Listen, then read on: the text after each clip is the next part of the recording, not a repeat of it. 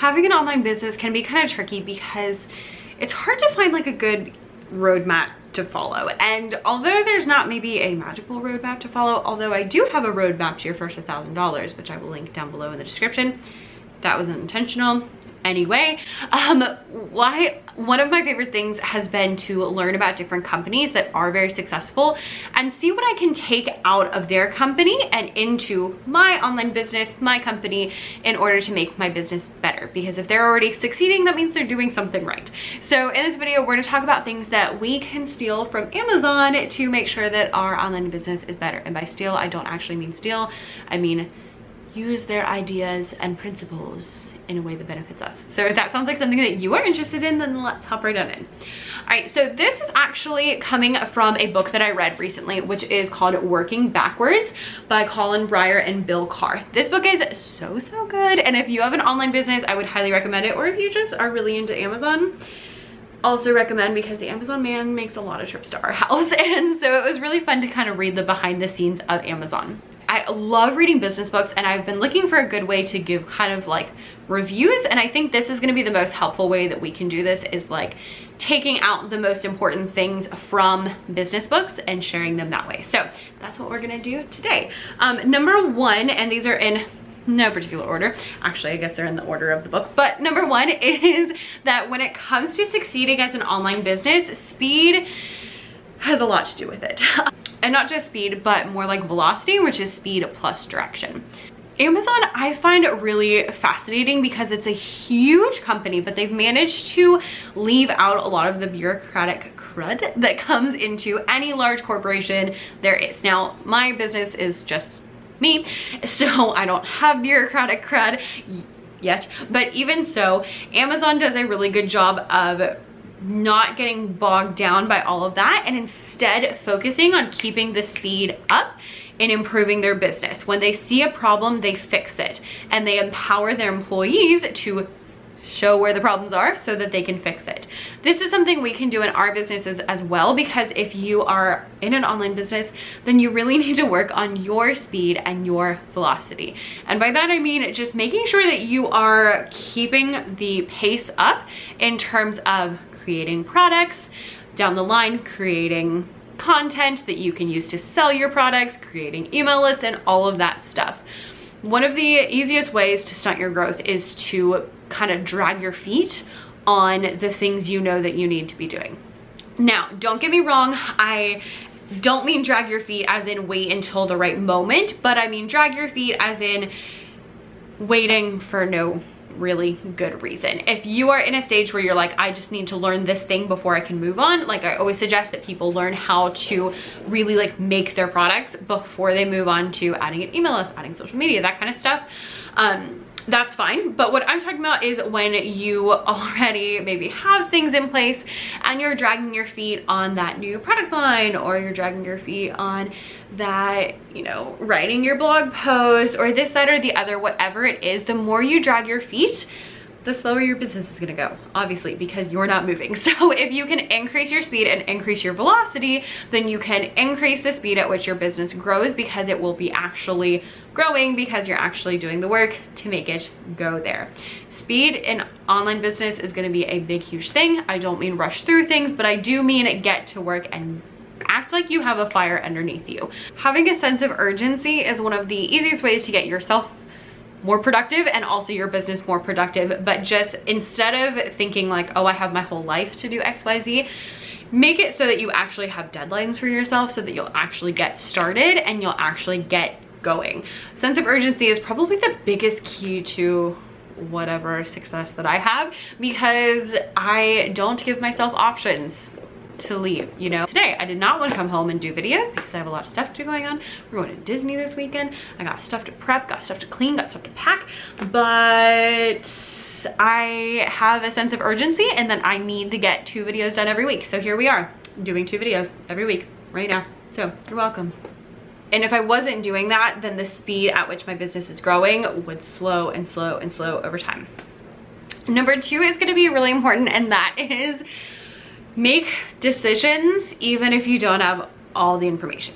Now, I do believe in doing your research, but you can never be at a point where you are 100% done with something or 100% content with something. And a lot of times you just need to get started. Jeff Bezos said in his 2016 shareholder letter, most decisions should probably be made with about 70% of the information you wish you had. If you wait for 90%, in most cases, you're probably being slow. Plus, either way, you need to be good at quickly recognizing and correcting bad decisions. If you're good at course correcting, being wrong may be less costly than you think, whereas being slow is going to be expensive for sure. So again, this is talking about pace and just continuing, but instead of waiting for the perfect moment to start your YouTube channel, or waiting until you know all the things about blogging before you start your blog, or you know, waiting until you have all of the perfect clip art to make your new product, start when you're about 70% of the way there. Don't wait until you're 90%, don't wait until you're 100%, because by the time you do that, you're just wasting time. Instead, go ahead and get started when you feel you're about the 70%, which is kind of, for me, about the point where I'm like, yeah, I kind of know what I'm doing. And then after that, you can course correct as needed. And I highly recommend that you course correct as needed. And by that, I mean, you know, if you start your YouTube channel and then you're like, oh no, that's not working, then change it, and then change it, and then change it. Or same with the blog, same with Instagram, same with your products. You might even start a product and be like, that's not quite what I need. And then you can adjust later. But it's easier to adjust once you're started than it is to try to figure out how to be perfect before you get there. The third thing we can steal from Amazon is their ability to invent and innovate. When it comes to big business, there are different ways that you can create something. You can either purchase a business that is already doing something, or you can create something yourself. And now in our world, your only option is to create something yourself.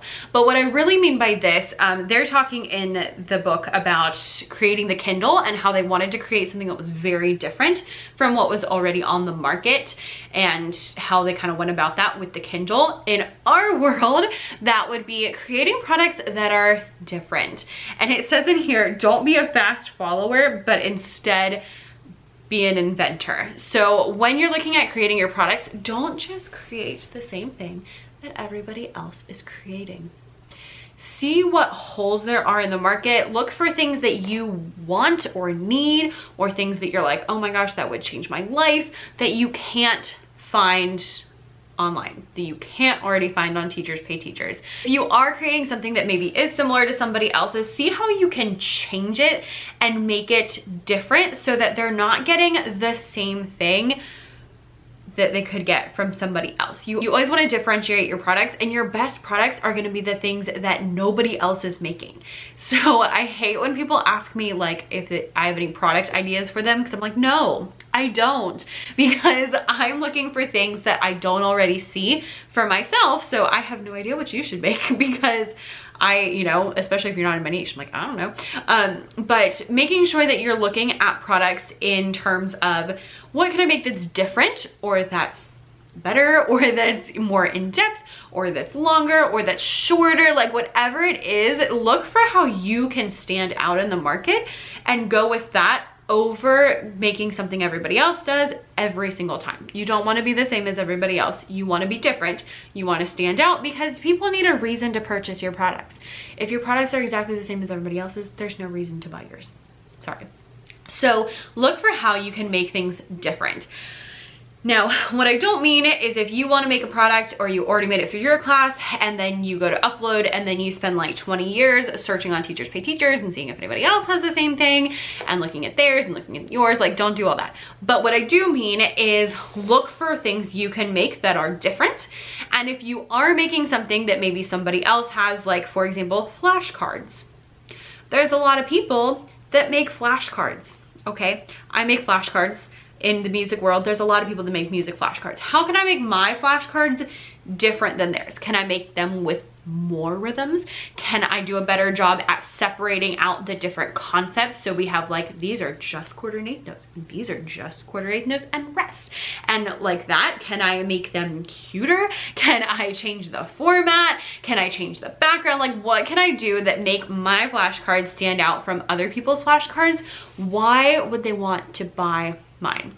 And what would be even better than that is to not make flashcards at all, and instead to create something that's different and unique and specific to me, so that people will want to come to me to purchase. The products that you make that no one else is making tend to be the best sellers because it's something that's unique about your store. So don't like spend a million years searching for other people's things, but do try to make your stuff stand out and make it different than other people. The next thing we can steal from Amazon is all about Prime. Now, obviously we're not gonna steal Prime, but what I mean by that is the thought behind Prime. Prime came out of people at Amazon and customers trying to come up with a better option for how they can not just sell more to people, but really improve the experience of the buyer. And Prime made that happen because now people who are signed up for Prime can, not only are they paying Amazon every month, which means that Amazon is making money, but it also means that they are having an improved experience because now you got 2-day shipping. And you know, I'm always looking for those little blue checks when I'm looking at products on Amazon so that I can make sure I get things in time. This Prime especially came out, you know, pretty early. Like Amazon was pretty early in the whole like online ordering things era. And so that was a big hurdle, was paying for shipping. And so getting more people in Prime meant that they didn't have to pay for shipping. They could get free shipping, fast shipping, and quick shipping, which means that they're more likely to order on Amazon than they are to go to Walmart, which is true for me. I'm perfectly happy to order something on Amazon and get it in 2 days rather than go to the store and get it myself. So now I sell digital goods. You probably sell digital goods, so we don't have the shipping issue.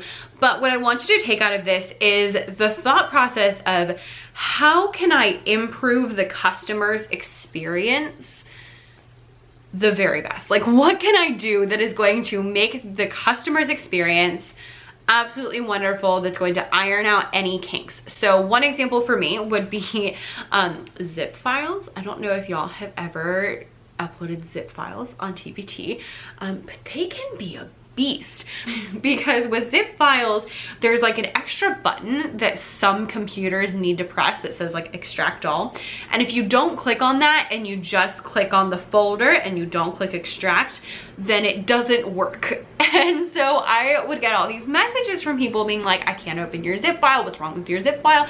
And I was like, what is happening? I don't understand. And so finally figured out that that was the problem. So I started trying to improve people's, you know, relationship with this. I started by just, you know, answering questions or emails explaining how to do it. Then I went up and I made a YouTube video that's unlisted. It's literally just me with my phone on the screen, like sharing how to move into like showing the button that they need to press. And so I started sending people that when they have it. I link that now in my product descriptions if I do have a zip file. So I'll say like, this is a zip file. Here's some information about zip files. Here's a link to the TPT's website about zip files. Here's a link to a video showing you how to open it. And these things helped a lot. I've gotten so many less questions about zip files. But you know what helped even more? Not making zip files. The number one thing that has helped with that is just not making zip files. Now, sometimes I find them slightly unavoidable, but if I can avoid them, I do. So I would prefer making a Google Drive file or maybe doing all of them in one PDF. So when I go to make a product and I'm gonna make a zip file, I think, could I just do this in one PDF? Like, is there a reason I actually need to zip the files myself? And if the answer is yes, then I'm willing to do it. But if the answer is no, then the improved customer experience is to not do zip files and to do a different way of making my product so that it's easier for the person to use. Now, could I just be like, what's wrong with you stupid people? Why can't you open the zip file? You know, it's not my problem. Yes, but is that going to help me make more sales? No, because what's going to help me make more sales is to have an improved customer experience. I don't want people to have problems when they get my products. So that is one simple way that I have been able to help my customers is to explain the zip files in the descriptions, have those resources ready, and then if I don't need the zip file, just don't do a zip file. There's lots of things that you can do as well to help improve your customer's experience, like maybe making sure that everything is offered in black and white, making sure you're not using too much ink. Those are easy ways. One thing that I'm thinking about is maybe adding some like video lesson directions, so I can explain in a video how to use a lesson, how to use this game, how does it work, so that I can show it a little bit better. I haven't tried that, but I'm like, you know, on the beginning stages of it, that I can include in the actual product so that people get even more than they've bargained for. What can you do to improve your customer experience so they get even more than they bargained for, and they're not running into any issues? Like, anticipate the issues before you get the issues. Along with Prime, they actually started with something called the Super Shipper, which is before my online ordering days. But one thing I want you to notice is that with this, it said that at first the things for the saver shipping. Oh, it was saver shipping and then super saver shipping. I don't know. At first it was, you got free shipping if it's over $49, and then it was free shipping if it was over $25. And then they got to the point where it was Prime, and they kept getting it faster and faster. And the reason I want to point that out to you is because even though like Amazon could have been like, yeah, you spend $25, you get free shipping that takes like a week. Okay, and we would have accepted that and been like, okay, that's cool. But the reason Amazon is because they didn't stop there. They kept improving it and kept making it better and kept improving the customer experience to the point where now like people want to shop on Amazon because it's quick, it's fast, it's easy. I know I'm gonna get it quickly. Like, y'all, oh my gosh, I ordered furniture from IKEA and it took like 3 weeks to get here and cost a ridiculous amount to ship. And I was like, seriously?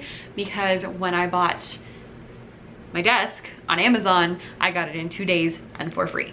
And that was like making me pretty salty about it. But just things like that, like how can you not just like settle for what you have, but keep improving the customer experience until it's to a point where like people really want to shop with you because your experience is so good. 2 more things I want to mention, and so the next one is all about Amazon's narratives. So in Amazon, this is gonna be a stretch, but follow me. In Amazon's world, they don't do PowerPoint presentations at meetings. They actually type out, they call them 6-pagers because they can't be any longer than 6 pages. 6 pages worth of information that help people understand whatever it is that they need to talk about in their meetings. At the meetings, they give out the information to everybody. They spend the first few minutes reading, and then they get to have insightful conversation after. The reason I'm mentioning this is because a lot of times, one thing they liked about this, and also I've been reading some books about writing, and everything mentions that when you write, you have to really think things through much more clearly than if you're just bullet pointing, or even if you're just talking. When you write, you actually have to think like, what is the best way I can phrase this? What are the spots that don't make sense? And those things become more clear to you as you are typing full like narratives. So you can use that to get clarity in your business, whether that's in like the planning phases, or whether that's making a new product, or whether that's making a YouTube video, by typing it out first, writing it out by hand even by first, but just really thinking through it and writing it so that you can see where the holes are in your logic, how things are working, and all of that. Now, with my YouTube videos, I don't write a full-on script, but I do sit down and I write like the points of this is what I want to do. And as I do that, I kind of think through the talking points as well. I also try to pick out like the beginning, especially before I turn on the camera. But what has helped me the most is that on my music channel, I do videos that go along with blog posts. So I have already typed out a whole blog post before I turn on the camera. And the amount of clarity that I get from that in what I want to talk about is magical. It is so easy to turn on the camera and talk after I've written out a blog post. And this goes for everything. If I have a new product line, sometimes I'll just take out like my journal and I'll just start writing and kind of like describe it and describe how I want to use it. And the longer I write, the more it becomes clear what I need and what I don't need and how I want to do this. I've also found this helpful in creating courses or bigger products that I'm really actively marketing, because usually what happens is in the first like email, I have kind of a hard time and I'm like tripping over my words as to what I want to say about it. But by the time I get, you know, 3 or 4 emails in, I can share exactly why you need this product and what it's gonna do to help you. And like just typing all of that out helps me to really form my ideas more thoroughly. And since I've realized that, I've started doing kind of like a draft before I start, so that I already know the messaging and I already know what I want to say. And that has helped so much in the marketing aspect of my business, is figuring out what I want to say and how I want to say it before I get started. So whether you're planning, whether you're marketing, whatever it is, see if you can write things down in actual like paragraph form before you start. And the last Amazonian principle that we're gonna steal is managing your inputs and not your outputs. So what I mean by this, and what they mean in the book, which I will link down below by the way, in case you want to read more about that, is that when Amazon is looking at their business and seeing how they're doing, they don't focus solely on the outputs. So outputs would be things like, how many products did you sell? How much money did you make? How many people read your blog post? How many views on your video? Like those kind of things are outputs. Those are things that happen after you do the work, and they're the things that come in, and they're also the things that you don't have full control over. The inputs are things that you actively do. Okay, how many products did you post? How many times did you post on social media? Did you start your email list? You know, like what are you actively doing in your business versus what's coming down? And the reason this was really, first of all, I thought it was amazing because it's such a huge corporation. So I loved that they were doing that. But this is something I tell people all the time, because you do not actually have control over whether someone purchases your product or not. You're not standing behind them like whispering in your ear and being like, buy it. You're on the other end of the screen, sometimes on the other side of the world, and you're trying to get people to purchase things from far away, which means that there is a delay. So when you are working your business, you need to focus on what you are doing in your business and not what is happening in your business. A lot of things fluctuate throughout the year. So things like just the time of year, like right now I'm filming this, or in the summer, it's gonna come out later, but I'm filming this in the summer, and you know what? Your girl's not making very much money right now because it's summer, and I know that, and I'm aware of that. And that's not because I'm not doing a good job. It's because it's summer and most teachers are not teaching.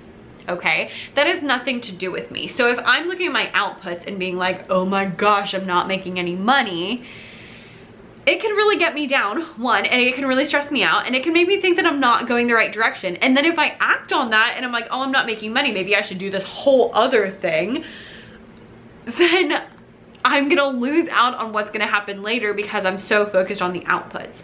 Instead of focusing on the outputs, focus on the inputs. What are you doing? What kind of products are you making? How many products are you posting? Are you updating old products? What do your descriptions look like? Like, what are you actively doing that is helping your business move forward?